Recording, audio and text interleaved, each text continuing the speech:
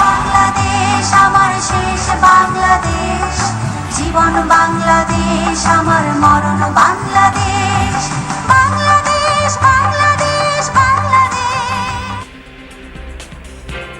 দায়িত্ব নেওয়ার 1 মাসের মধ্যে প্রতিশ্রুত ফ্যামিলি কার্ড উদ্বোধন করলেন প্রধানমন্ত্রী তারেক রহমান। এপ্রিলের মধ্যে কৃষক কার্ড চালুর অঙ্গীকার। আগামী মাসের ভেতরে আমরা কৃষক ভাইদের কাছেও বহু কৃষক ভাইদের কাছে আমরা কৃষক কার্ড তুলে দিতে সক্ষম হব ইনশাআল্লাহ।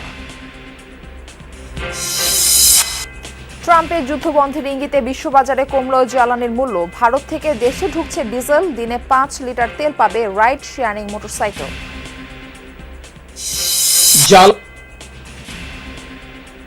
সাবেক প্রসিকিউটর সাইমুম ঘুষ চাওয়ায় শতভাগ প্রশ্নবিদ্ধ ট্রাইব্যুনালের বিচার। মন্তব্য চিফ প্রসিকিউটরের, হেফাজতে নেওয়া হয়েছে মামলা নথি। সলিমপুরের জঙ্গলে যৌথ বাহিনীর অভিযানের পর অস্ত্র বিস্ফোরক আইনে 3 মামলা, গ্রেফতার 22। র্যাব ও পুলিশের 2টি ক্যাম্প স্থাপন।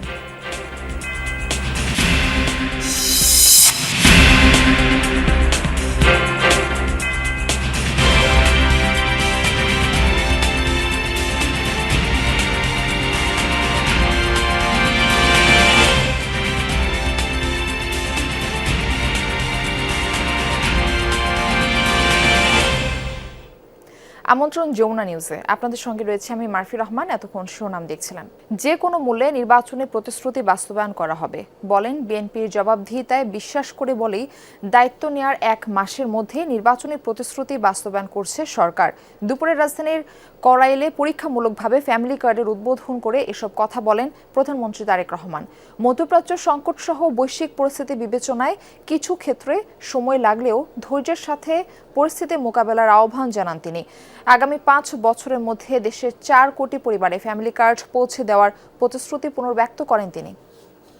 চলতে ফিরতে পারি না, বুড়ো হয়ে গেছি, কামে নেই না, তাহলে আমাকে লেগে এত উপকার হইবই। গরিব মানুষ একটা কার্ড পেলে ডাইল ভাত খা বাঁচতে পারবো। অনেক গরিব পরিবার আছে, তাদের জন্য যদি 2000-2500 টাকা দেয় অনেক সুন্দর। সহজে নাম নিছে আমাকে, না টাকা পয়সা লাগে নাই।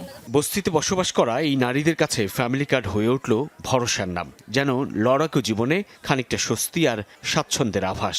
নির্বাচনের আগেই এই ফ্যামিলি কার্ড দেওয়ার প্রতিশ্রুতি দিয়েছিলেন প্রধানমন্ত্রী তারেক রহমান। ব্যক্তি নয়, পরিবারই উন্নয়নের মূল একক। জনসাধারণের কাছে এই সাধারণ মানুষগুলো ভোটেই নির্বাচিত প্রধানমন্ত্রী ছুটে ছুটে আসলেন। হাত নেড়ে শুভেচ্ছা জানিয়ে হাস্যোজ্জ্বল মুখে যেন হতদরিদ্র মুখগুলোর সামনে সেই প্রতিশ্রুতি পূরণের সাহস নিয়ে দাঁড়ালেন। প্রাথমিকভাবে দেশের 13টি জেলার 15টি ওয়ার্ডের প্রায় 37,567 জনের হাতে এই ফ্যামিলি কার্ড সেবা পৌঁছানোর উদ্বোধন করলেন তিনি। নিজ সংসদীয় এলাকার করাইল বস্তি সংলগ্ন টিএনটি খেলার মাঠে করাইল, সাততলা ও ভাসানটেক 3 বস্তির 15,000 সুবিধাভোগীর মধ্যে 17 নারীর হাতে ফ্যামিলি কার্ড তুলে দেন। গভর্নমেন্ট টু পারসন G2P পদ্ধতিতে দেশজুড়ে ফ্যামিলি কার্ড প্রাপ্তদের হাতে মোবাইল ব্যাংকিংয়ের মাধ্যমে 2,500 টাকার অর্থ সহায়তা দেওয়ার উদ্বোধনও করেন প্রধানমন্ত্রী তারেক রহমান। বক্তব্যে ফ্যামিলি কার্ড বিতরণের মাধ্যমে দেশের নারী সমাজকে অর্থনৈতিকভাবে স্বাবলম্বী করার অঙ্গীকার করেন প্রধানমন্ত্রী। বলেন, নারীর অর্থনৈতিক ক্ষমতায়ন ছাড়া দেশের প্রকৃত উন্নয়ন সম্ভব নয়।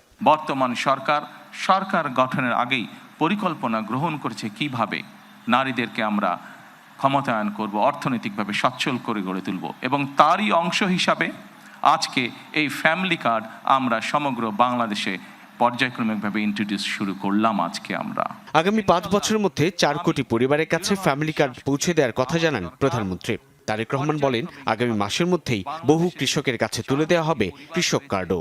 সেই 4 কোটি পরিবারের যারা নারী প্রধান, তাদের কাছে আগামী 5 বছরের মধ্যে ইনশাল্লাহ পর্যায়ক্রমিকভাবে সকলের কাছে আমরা এই ফ্যামিলি কার্ড নিয়ে যেতে সক্ষম হব। আগামী মাসের ভেতরে আমরা বহু কৃষক ভাইদের কাছে আমরা কৃষক কার্ড তুলে দিতে সক্ষম হব ইনশাল্লাহ। যে প্রতিশ্রুতি পূরণের মাধ্যমে দেশ ও জনগণের ভাগ্যের উন্নয়ন ঘটবে, ধীরে ধীরে তা পূরণের আশ্বাস দেন প্রধানমন্ত্রী। তবে বৈশ্বিক পরিস্থিতি বিবেচনায় সকলকে ধৈর্য ধারণের আহ্বানও জানান তিনি। আমরা যে প্রতিশ্রুতিগুলো দিয়েছিলাম, আমরা অবশ্যই আমাদের প্রতিশ্রুতি থেকে বিন্দুমাত্র আমরা অবস্থান পরিবর্তন করব না। হয়তো সমসাময়িক বৈশ্বিক পরিস্থিতির কারণে কিছু কিছু ক্ষেত্রে সময় বেশি লাগতে পারে, প্রতিশ্রুতিগুলো বাস্তবায়নের জন্য। সেজন্যই আজকে আমি সকলকে অনুরোধ করব যে আসুন আমরা ধৈর্যের সাথে সমগ্র পরিস্থিতি মোকাবেলা করি, আমরা ধৈর্যের সাথে সুন্দরভাবে আমাদের এই দেশটিকে গড়ে তুলি। মন্ত্রিপরিষদ সদস্য, সংসদ সদস্য, কূটনীতিকদের উপস্থিতিতে ফ্যামিলি কার্ডের এই আনুষ্ঠানিক উদ্বোধনে প্রধানমন্ত্রী বলেন, দায়িত্বশীল সরকারের ভূমিকা পালন করতে চায় তাঁর সরকার। ফ্যামিলি কার্ড, যেটি কেবল একটি কার্ড নয় কিংবা 2.5 থেকে 3 হাজার টাকার আর্থিক নিশ্চয়তা নয়, বরং দরিদ্র পরিবারের গৃহকর্ত্রীকে ক্ষমতায়ন নিশ্চিত করার মধ্য দিয়ে স্বাবলম্বী করে তোলার এক অনন্য উদ্যোগও বটে। বিএনপি চেয়ারম্যান তারেক রহমান নির্বাচন পূর্ব সময়ে দেশের পথে প্রান্তরে সেই উদ্যোগের কথাই প্রতিশ্রুতি আকারে তুলে ধরেছিলেন। নির্বাচনী ইশতেহারেও উল্লেখ ছিল তার।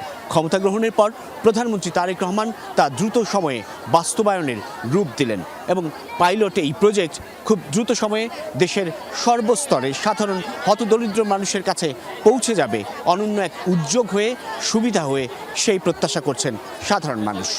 সাইফুদ্দিন রবিন, যমুনা নিউজ, ঢাকা। তাদের কারো কাছে ফ্যামিলি কার্ডের প্রতিশ্রুতি ছিল কেবলই নির্বাচনী অঙ্গীকার, কারো কাছে কেবল রাজনৈতিক বন্দোবস্ত। কেউ কেউ মনে করেছিলেন কার্ডের নামে হবে অতীতের মতো হয়রানি, কিন্তু প্রধানমন্ত্রী তারেক রহমানের ফ্যামিলি কার্ড বিতরণ প্রতিশ্রুতি রক্ষার দৃষ্টান্ত। প্রধানমন্ত্রী সুবিধাবঞ্চিত নারীদের হাতে প্রতীকী ফ্যামিলি কার্ড তুলে দেওয়ার সঙ্গে সঙ্গে করাইল, সাততলা ও ভাসানটেক বস্তির প্রায় 15,000 নারীর মোবাইল ব্যাংকে চলে যায় 2,500 টাকা করে, যা তাদের কাছে স্বপ্নের মতো। মুঠোফোনের মেসেজে টুংটাং শব্দ, মুহূর্তে যেন তৈরি হয় আনন্দ ঘন পরিবেশ, মুখে উচ্ছ্বাস আর চোখ যেন বিস্মিত। এত সহজেও রাষ্ট্রীয় সহযোগিতা পাওয়া যায়। করাইল বস্তির হতদরিদ্র প্রবীণ নারীদের মঙ্গলবার দিনটা কেটেছে এমন প্রতিশ্রুতি পূরণে। প্রধানমন্ত্রী ফ্যামিলি কার্ড বিতরণের উদ্বোধনের পরপরই নিবন্ধনকৃত নারীদের মোবাইল ব্যাংকিং অ্যাকাউন্টে জমা হয় 2,500 টাকা। ওনার কথা উনি ঠিক রাখছে, আশা করি ইনশাল্লাহ সামনের দিনও ভালোই যাবে, উনি কথা ঠিক রাখবে। ঘর পুষছে, খাট চোখের সবকিছুই পুষছে। 2500 টাকা পাই তো আমরা অনেক কিছু। ছেলের লেখাপড়া করাই, ওইটার হয়তো বা ফিস দিতে পারবো বা ভালো ছেলের টিফিন খাওয়াইতে পারবো। নির্বাচনী প্রচারে বিএনপি চেয়ারম্যান তারেক রহমান যখন ফ্যামিলি কার্ডের প্রতিশ্রুতি দিয়েছিল, তখন রাজনৈতিক অঙ্গনে এ নিয়ে বিদ্রূপ করেন প্রতিপক্ষ সহ অনেকেই। কিন্তু সব অবিশ্বাস আর ধোঁয়াশা দূর হলো। না না না, টাকা পয়সা নেয়নি ভাই, শুধু এমনি আইডি কার্ডের ফটোকপি নিছে আমার আম্মার, আমার তারপর আমার স্বামীর আর আমার ছেলের জন্ম নিবন্ধনের কাগজ, আমার ছবি 1 কপি। জীবনের প্রথম কোনো কাট মাট কোনো এসন মেশন জীবনে পাইনি, জীবনের প্রথম মূল্যমান পাইছি, এটা তো পাওয়াতে আমরা খুশি। আমরা জীবনে কল্পনা করি না এই কার্ডটা আমাদের হাতে পাবো। আমরা এই কার্ডটা পাইছি একটা স্বপ্নের মতন। উদ্বোধনী অনুষ্ঠানে সমাজ কল্যাণ মন্ত্রী ডাক্তার AZM জাহিদ হোসেন জানালেন, আগামীতে 95টি সামাজিক নিরাপত্তা কর্মসূচিকে একটি সমন্বিত ব্যবস্থায় আনা হবে। সবাই পাবে, কোনো এলাকায় কোনো মানুষকে চিহ্নিত করা হবে না তার রাজনৈতিক বিশ্বাস বা ধর্মীয় বিশ্বাসের উপর ভিত্তি করে। সে বাংলাদেশের নাগরিক, এটি তার পরিচয়। প্রায় 95টি সোশ্যাল সেফটি নেটের প্রোগ্রাম রয়েছে। আমরা ধীরে ধীরে প্রত্যেকটি প্রোগ্রামকে একটি ইন্টিগ্রেটেড সিস্টেমের মধ্যে আনব। এই পাইলট প্রকল্প চলবে 3 মাস। এরপর ধাপে ধাপে সারা দেশে চালু হবে ফ্যামিলি কার্ড। নির্বাচন আগে সকল জনসভায় তারেক রহমান একটি বিষয় বেশ গুরুত্ব দিয়ে বলেছিলেন, তার দল বিএনপি জনগণের সামনে যেই প্রতিশ্রুতি দেন, ক্ষমতায় গেলে তা অক্ষরে অক্ষরে বাস্তবায়ন করে। সেই ঐতিহাসিক ঐতিহ্য অক্ষুণ্ণ রাখলেন তারেক রহমান নিজেও। বললেন, শুধু ফ্যামিলি কার্ড নয়, পাশাপাশি নির্বাচন আগে দেওয়া সকল প্রতিশ্রুতি তিনি ধাপে ধাপে বাস্তবায়ন করবেন। আরফিন শাকিল, যমুনা নিউজ, ঢাকা। মার্কিন প্রেসিডেন্ট ডোনাল্ড ট্রাম্প শিগগিরই ইরান যুদ্ধ বন্ধের ইঙ্গিত দেওয়ার পর বিশ্ববাজারে কমেছে অপরিশোধিত তেলের দাম। বার্তা সংস্থা রয়টার্স জানিয়েছে, মঙ্গলবার ব্রেন্ট ক্রুড অয়েলের দাম ব্যারেল প্রতি প্রায় 11% পর্যন্ত কমে গিয়েছিল। দাম নেমেছিল $90 নিচে। এরপর উঠানামা অব্যাহত থাকলেও তেলের দাম এখনও রয়েছে $100 নিচেই। এর আগে যুক্তরাষ্ট্র, ইসরায়েল ও ইরানের মধ্যে যুদ্ধ শুরুর পর লাফিয়ে বাড়তে শুরু করে তেলের দাম। এমনকি প্রতি ব্যারেল ব্রেন্ট ক্রুড অয়েলের দাম পৌঁছেছিল প্রায় $120 2022 সালের পর, যা ছিল সর্বোচ্চ।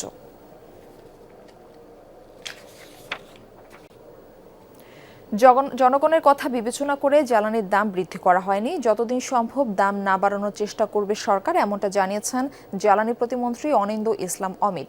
তিনি জানান, রাইড শেয়ারিং এর কথা বিবেচনা করে মোটরসাইকেলে এখন থেকে 2 লিটারের পরিবর্তে 5 লিটার তেল দেওয়ার সিদ্ধান্ত হয়েছে। জ্বালানি এবং বিদ্যুৎ নিয়ে সাম্প্রতিক অতীতেও কোনো সংকট ছিল না, এই মুহূর্তে কোনো সংকট নেই আল্লাহর রহমতে।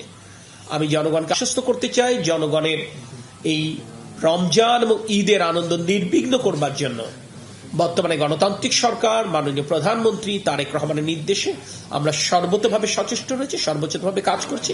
এবং আজও রাজধানীর তেল পাম্পগুলো রয়েছে যানবাহনের চাপ, চাহিদা অনুযায়ী অনেকেই পাচ্ছে না তেল। এই ব্যাপারে বিস্তারিত জানাতে একটি ফিলিং স্টেশন থেকে রয়েছেন সহকর্মী মশিউর অনেক, তিনি আমাদের সঙ্গে যুক্ত হচ্ছেন।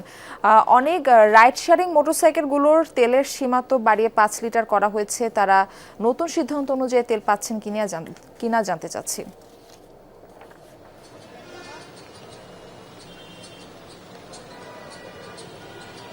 যেমনটা আপনি বলছিলেন তার পারিপার্শ্বিকতা নিশ্চয়ই আপনি নিজেও দেখতে পাচ্ছেন। আমার ঠিক পেছনের অংশটাতে যেখানে দাঁড়িয়ে আছে অনেক মোটরসাইকেল, এছাড়াও পার্সোনাল ভেহিকেল যেগুলো প্রাইভেট কার নামে আমরা চিনি, যেগুলো তেলে চলমান গাড়ি যেগুলো, সেগুলো তারা কিন্তু সবাই অপেক্ষা করছিলেন। বিশেষ করে সকাল থেকেই, অর্থাৎ সেহরির পর থেকেই ধীরে ধীরে ভিড় বাড়তে থাকে এই সমস্ত পেট্রোল পাম্পগুলোতে।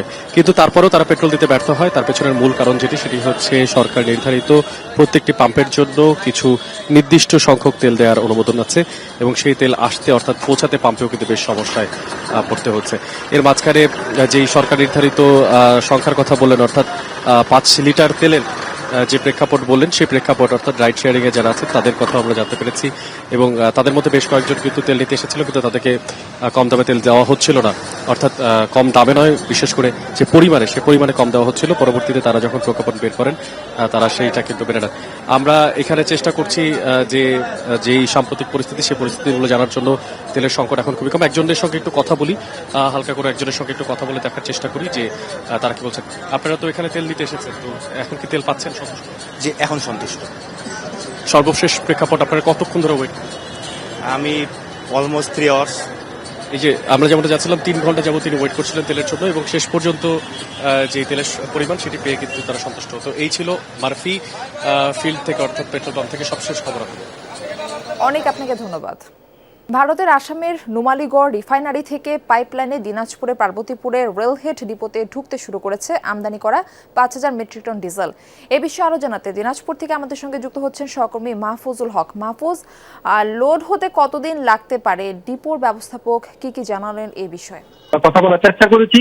তিনারা যেমনটি বলেছেন যে আসলে বিভিন্ন কারণে, ব্যস্ততার কারণে তারা আমাদের সাথে কথা বলতে পারেনি। তবে একটি সূত্র মতে জানতে পেরেছি যে এই যে সামনে যে ডিপোটি দেখতেছেন, এই যে পেট্রোল পাম্পগুলি দেখতেছেন, এখানটায় 5000 লিটার তেল গতকাল থেকে ঢুকতে শুরু করেছে। আগামীকাল বুধবার দুপুর 12টার মধ্যে এই 5000 লিটার তেল ঢুকে যাবে বলে তারা আশা করছে। আর এই তেলগুলি আসলে এটাকে নিয়মিত, এটা সূত্র অনুসারে একটা নিয়মিত ভাবেই এই তেলগুলি চলে আসে। গত 28শে ফেব্রুয়ারি সর্বশেষ তেল এসেছিল, এবার আসতেছে আপনার আরো 5000 টন। আমরা একটু এই যে তেলের সংকট, এই যে ভারতীয় তেল আসতেছে বা বাংলাদেশের তেল মজুদ, এই সম্পর্কে তেলের যে সংকট, এই সংকট কিরকম অবস্থা, এটা নিয়ে একটু আমরা জানতে চাই।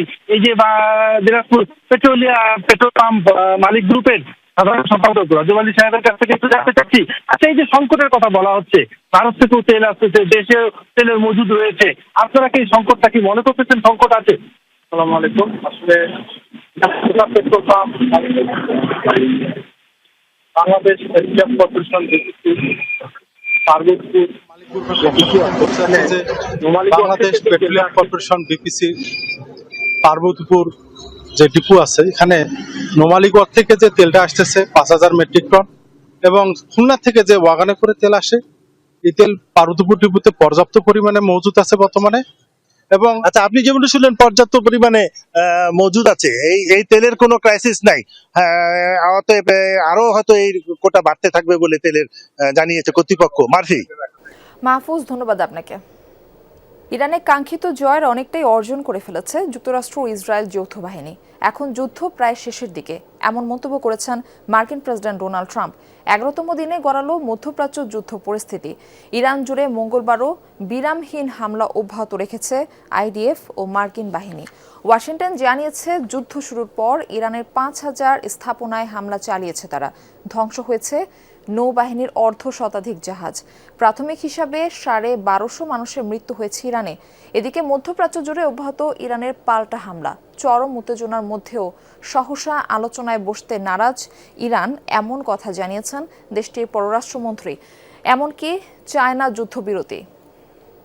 মামলা থেকে নাম বাদ দেওয়ার কথা বলে আসামির পরিবারের কাছ থেকে কোটি টাকা ঘুষ চাওয়ার ঘটনায় আন্তর্জাতিক অপরাধ ট্রাইব্যুনালের সদ্য পদত্যাগী প্রসিকিউটর সাইমন রেজার কাছে থাকা মামলার নথি হেফাজতে নিয়েছে প্রসিকিউশন।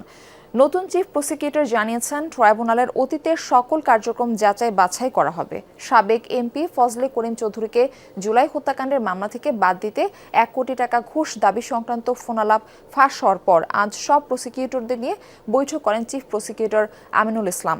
তারপর এসব সিদ্ধান্তের কথা গণমাধ্যমকে জানান তিনি। বলেন, এই বিষয়ে তদন্ত কমিটি গঠন করে ব্যবস্থা নেওয়া হবে।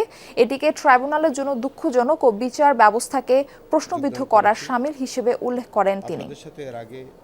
চট্টগ্রামের সীতাকুণ্ডের জঙ্গল সলিমপুরে যৌথ বাহিনীর অভিযানের পর অস্ত্র ও বিস্ফোরক আইনে 3টি মামলা করেছে পুলিশ। গ্রেফতার করা হয়েছে 22 জনকে।